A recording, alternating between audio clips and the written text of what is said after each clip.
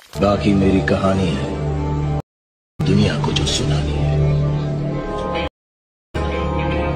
देखो मैं हूं कहां, आ रहा हूं पलट के, मैं हूं।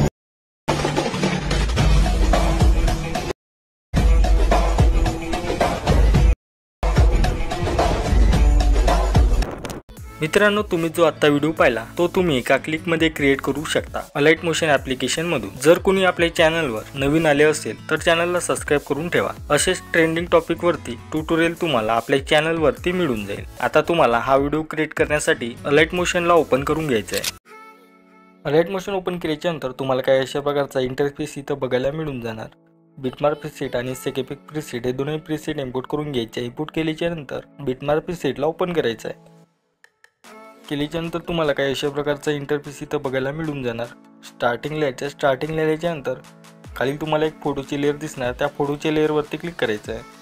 कलर फिलवरती यायचं, नंबरच्या आयकॉनवर क्लिक करायचं आहे। केल्यानंतर तुम्हाला जो इथं फोटो ॲड करायचा त्या फोटोवर क्लिक करून इथं प्लस आयकॉनवरती क्लिक करायचं आहे। तुमचा फोटो इथे ॲड होऊन जाणार।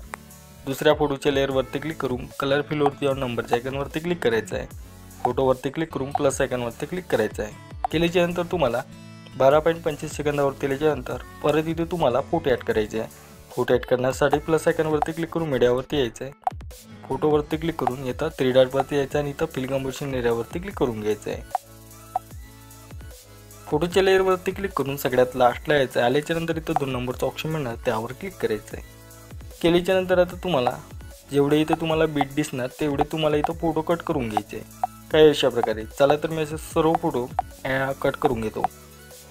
फोटो कट केल्यानंतर तुम्हाला इथून बॅक यायचं आहे। सेकेपिक प्रीसेटला ओपन करायचं आहे। पहिल्या फोटोच्या लेअरवरती क्लिक करून इफेक्टवरती येऊन इथून हा इफेक्ट कॉपी करायचा आहे। परत बॅक येऊन बिटमार्क प्रीसेटला ओपन करायचं आहे।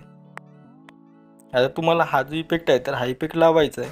13.15 सेकंदावर केल्यानंतर ह्या फोटोला हा इफेक्ट पेस्ट करून घ्यायचा आहे। तर बघू शकता काय अशा प्रकारचा इफेक्ट इथं दिसून येणार। बॅक यायचं आहे, सेकेपिक प्रीसेटला ओपन करायचं आहे। तुम्हाला 2 नंबरच्या फोटोच्या लेअरवरती क्लिक करून हा इफेक्ट पण इथून कॉपी करायचा आहे। बॅक यायचं आहे, बिटमार्क प्रीसेटला ओपन करायचं आहे।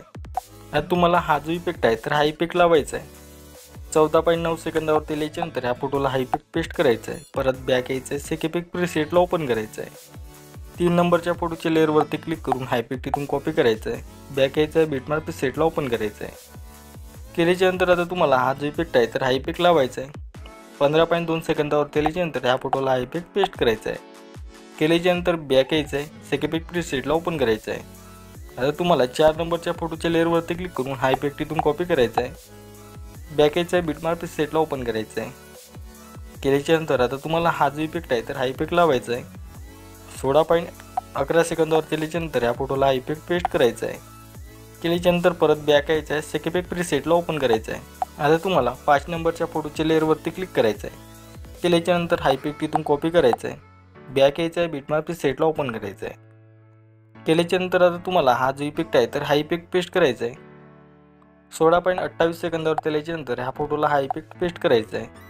केल्यानंतर तुम्हाला काय करायचं आहे, इथून बॅक यायचं आहे, सेकेपिक प्रीसेटला ओपन करायचं आहे।